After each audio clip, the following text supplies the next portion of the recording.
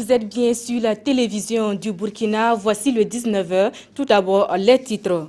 Lutte contre le terrorisme au Burkina Faso, la coopération entre forces armées et population est un maillon incontournable. Le chef d'état-major général des armées était face aux forces vives de la province de Loudalan pour le leur signifier. Occasion pour ces dernières d'exposer les limites objectives de cette coopération. Et puis, accès à un logement décent, à défaut des zones viabilisées, les populations investissent les zones d'habitation spontanée ou non loties. Et vous allez le voir, certains n'hésitent pas à employer les gros moyens tout en espérant voir les investissements préservés au moment des lotissements. Bonsoir et bienvenue.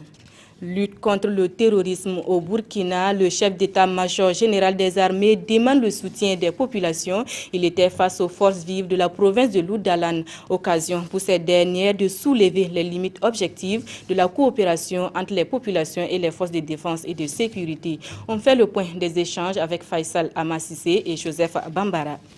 Nos forces armées seront partout par le prolongement de l'appui que les populations pourraient nous apporter. C'est en ces thèmes que le chef d'état-major général des armées, le général Oumarou Sadou, a demandé le soutien de la population de Loudalan dans la lutte contre le terrorisme. C'était lors d'une rencontre d'échange avec les forces vives de cette province. Pendant ces discussions, le général Sadou s'est employé à convaincre ses interlocuteurs. La lutte contre le terrorisme a beaucoup de dimensions. Nous, on est au premier rang de la dimension purement militaire et sécuritaire. Les autres dimensions viennent des populations. La coopération avec la population, en termes d'information, en termes même d'acceptation de la mission et la manière dont les forces armées l'exécutent, si les populations épousent d'autres manières de faire, c'est un accompagnement. La population a soulevé quelques préoccupations sur la lourdeur dans la prise de décision lorsque des informations sont apportées aux forces de défense et de sécurité FDS. Elle a aussi fait cas de la pauvreté qui fait le lit du terrorisme. Cependant, elle s'est engagée à accompagner les FDS. Vous avez suivi la mobilisation qu'il y a eu ce soir et les engagements pris par les uns et les autres dans la salle. Donc je crois que ce n'était pas de 20 mots. Les gens l'ont dit avec sérieux. Je crois qu'ils s'engageront pour aider l'armée. Bien sûr, c'est une logique parce que si on n'arrive pas à accompagner nos forces de défense et de sécurité, et moi, personnellement, je ne vois pas notre existence. Qu'est-ce qu'on va apporter à notre nation en plus de cette soutien-là? Voilà, c'est un minimum qu'on devrait faire. Non seulement pour nous seulement, et puis pour la nation entière. Après l'adhésion de la population de Loudalan à épauler la troupe, le chef d'état-major général des armées a pris l'engagement que ses soldats seront au devant de la menace à travers la réponse. Situation de détresse jeudi dernier au centre hospitalier universitaire de Waiguia. En l'absence d'un groupe de relais, un délestage de plus de 6 heures a paralysé toutes les unités de soins sauf le bloc chirurgical. Résultat, certains patients ont vécu des moments très critiques. Le constat est fait pour nous par Irénée Kabouré et Alidou Alain à Savadougou.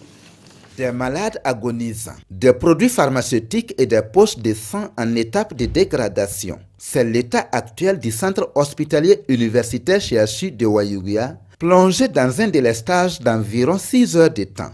Aucun soin n'est possible dans ce noir absolu et les activités dans toutes les unités sont aux arrêts sauf le bloc opératoire. Ce que vous venez de voir, c'est la réalité. Voilà. Depuis 15 heures, il n'y a pas d'électricité. Ça veut dire qu'à tous les niveaux, que ce soit réactif dans les frigos, que ce soit les malades qu'on reçoit au niveau des urgences, vous avez vu même des ambulances qui sont arrivées avec des malades, on ne peut pas les prendre en charge.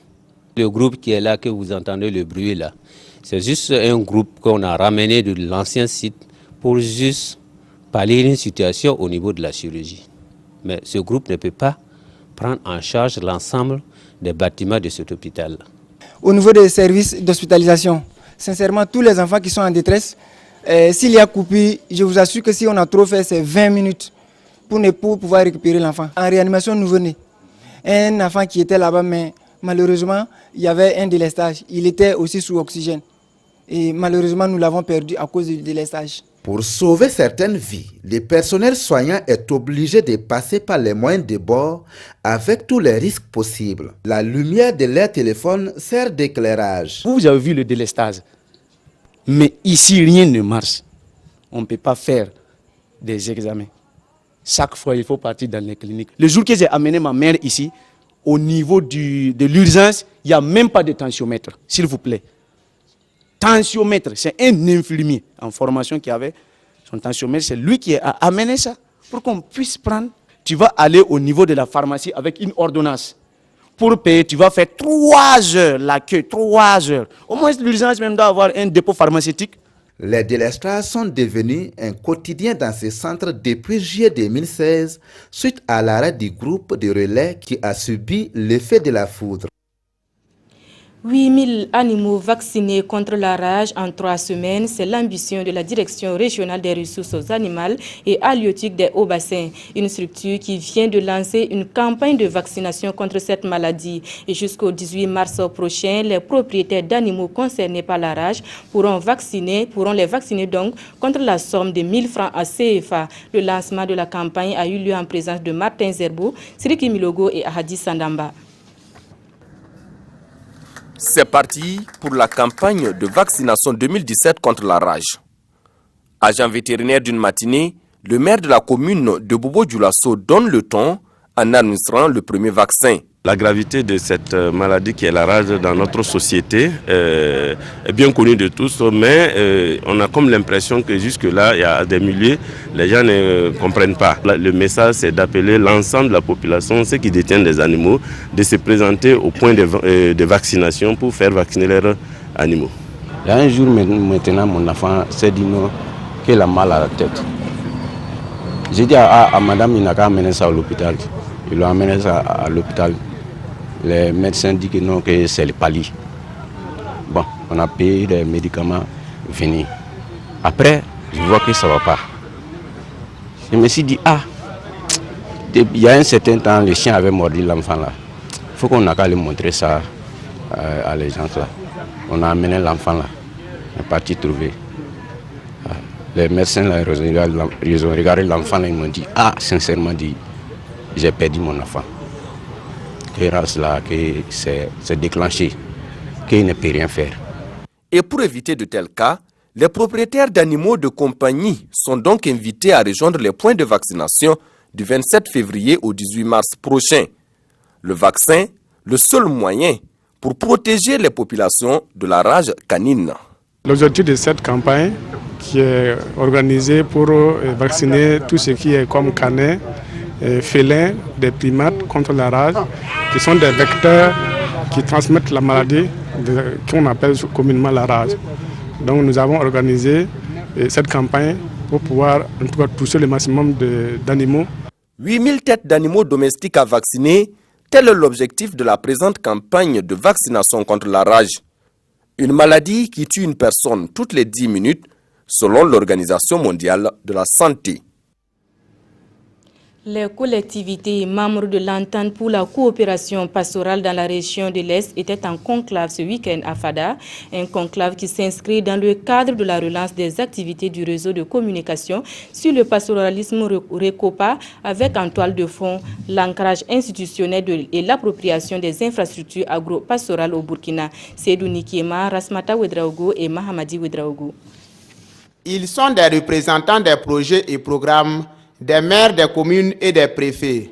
Tous conjuguent leurs efforts en vue d'apporter des solutions idoines à la problématique du pastoralisme dans la région de l'Est. L'initiative est du Conseil régional de l'Est en partenariat avec le réseau de communication sur le pastoralisme. Le RECOPA est engagé dans un processus de sécurisation des infrastructures pastorales. Nous avons à un moment donné trouvé la nécessité donc de responsabiliser les collectivités pour qu'ils assurent pleinement la maîtrise d'ouvrage donc de ces infrastructures. Vous avez aujourd'hui des lois qui sont là pour régler les conflits fonciers, mais les conflits fonciers persistent toujours. Il y a lieu toujours de s'asseoir, de faire un petit recul, pas pour remettre en cause la loi, mais pour réfléchir, voir par rapport à la résolution des conflits fonciers là, qu'est-ce qui sied mieux. Un cadre de concertation intercollectivité au cours de laquelle ces acteurs impliqués ont été outillés face à la recrudescence des conflits et à la dégradation des ressources naturelles. On a appris beaucoup. Ça va nous amener à bien conduire le système pastoraliste. Ça va nous éviter le problème de conflit. Sinon que dans le temps, on ne savait pas comment faire pour quand même gérer ce problème sans qu'il y ait de permis. Cet atelier de 2 jours marque la relance des activités des collectivités membres de l'entente pour la coopération pastorale dans la région de l'Est. Un réseau mis en œuvre en 2014 pour promouvoir le pastoralisme et améliorer les conditions de vie des éleveurs et des agriculteurs au Burkina Faso et dans le Sahel. Ce constat à présent et nous nous rendons dans la boucle du Mouhoun, précisément à Dédougou, où les zones d'habitation spontanée poussent comme des champignons. Avec une forte densité, ces zones connaissent de plus en plus de gros investissements avec l'espoir de voir ces zones viabilisées sans trop de dommages. Lassina Ouattara et Aïcha Dianda nous font le constat. Dans les zones d'habitation spontanée de la ville de Dédougou, les gens investissent de gros moyens pour construire leurs logements. Des maisons de type F2 et F3 poussent un peu partout. Et les propriétaires de ces bâtiments avancent leurs motifs. Je n'ai pas les moyens pour payer le loti. C'est pourquoi je me suis débrouillé pour construire dans la zone loti. C'est pour la sécurisation de mes enfants. Parce que c'est vraiment non loti, mais on ne doit pas venir quand même construire un taudis et puis abriter avec une famille. Ce n'est pas intéressant. Vous le savez, pour acquérir une parcelle au Burkina et plus particulièrement à Dédougou, c'est la croix et la bannière. Si vous n'avez pas 4-5 millions, vous ne pouvez pas avoir une parcelle. Il est difficile pour un fonctionnaire, en tout cas, s'il compte uniquement que sur son salaire, de pouvoir acheter une parcelle en si peu de temps et de construire. Pour avoir le point de vue de la mairie sur ces investissements, nous avons tenté à maintes reprises de rentrer en contact avec le maire. Mais nos efforts sont restés sans suite. En attendant, les populations nourrissent l'espoir de voir un jour ces zones loties. S'il y a des lotissements à faire, il faut qu'ils tiennent compte. Ceux qui habitent déjà dans les non-lotis, il faut tout faire pour les satisfaire d'abord. Qu'ils tiennent compte des investissements des gens pour tracer leur route. Si moi j'ai pris tous les sous de ma retraite pour investir, on vient casser pour construire, je crois que c'est tout à fait un problème. Selon les rapports définitifs du schéma d'aménagement et d'urbanisme de la ville de Dédougou, horizon 2030, le dernier lotissement date de 1996. Les acteurs de la mise en œuvre du projet de lutte contre la déperdition scolaire au Burkina Faso, grâce à l'évolution des pratiques pédagogiques vers une approche participative et ludique, recherchent l'adhésion des acteurs de l'éducation. Les deux parties étaient en concertation à Ouagadougou autour du projet qui est d'abord en expérimentation à Ouagadougou. Issa Kafando, Mariam Dao et Yolande Lompo. L'imagier et la lecture par le divertissement. Ces deux outils utilisés dans le cadre du projet de lutte contre la déperdition en milieu scolaire sont au cœur des échanges entre les acteurs de l'éducation et l'association Initiative communautaire Changer la vie, NAZMC et l'ONG Asmae. On a tenu un cadre de concertation à l'endroit des acteurs et grands cadres du MENA pour essayer d'asseoir l'ancrage institutionnel du projet, donc ce projet pilote de lutte contre la déperdition scolaire au Burkina Faso. Pour ça, donc, l'association ICCV et Asmae travaillent ensemble à la mise en œuvre de deux outils pédagogiques qui ont été développés par Asmae à Madagascar et en Inde, et on travaille depuis 2015 à l'adaptation de ces outils au contexte burkinabé. En fait, c'est un plaidoyer envers ces différents institutions que sont le MENA, comment en fait trouver des horaires qui soient adaptés au niveau des écoles, mais aussi au niveau des différents animateurs qui vont sur le terrain. Depuis 2016, ce projet est en expérimentation dans 6 écoles primaires et préscolaires du quartier Sissin de Ouagadougou. Au niveau de ces écoles, nous avons formé d'abord les enseignants à la méthodologie du projet, et nous avons développé aussi la pédagogie de groupe, donc qui permet à la fois et à l'enseignant et au fait de livre d'intervenir ensemble dans une harmonie pour une bonne lecture pour les enfants. CISV a construit une bibliothèque à Sissin, donc dans le quartier Sissin à Ouagadougou, une bibliothèque qui a plus de 5000 livres et qui permet aux enseignants, aux enfants, tout le quartier de venir lire aisément. Et cette bibliothèque nous a coûté 150 millions. Prévu pour durer 3 ans, le projet est financé par l'Agence française de développement. L'offre éducative, elle, s'étoffe à Ourougou-Manega. L'école primaire de la localité vient d'être dotée de 3 nouvelles classes et bien d'autres commodités. D'un coût de plus de 33 millions de francs CFA, ces infrastructures sont l'œuvre des engagements nationaux en partenariat avec l'ambassade de Chine-Taïwan au Burkina. La coupure du ruban avec Isiaka Ouedraogo et Oumou Sissé. 3 nouvelles classes pour l'école primaire publique de Ourougou-Manega. Des salles qui viennent augmenter l'offre éducative de la localité. Le joyau que nous venons de recevoir va vraiment nous apporter une bouffée d'oxygène parce qu'on a des élèves qui n'ont pas de place assise dans les salles de classe. Il m'arrive de rendre visite à l'école. Des enfants couchés par terre pour écrire ou sous les arbres pour écrire. Très touchant pour moi.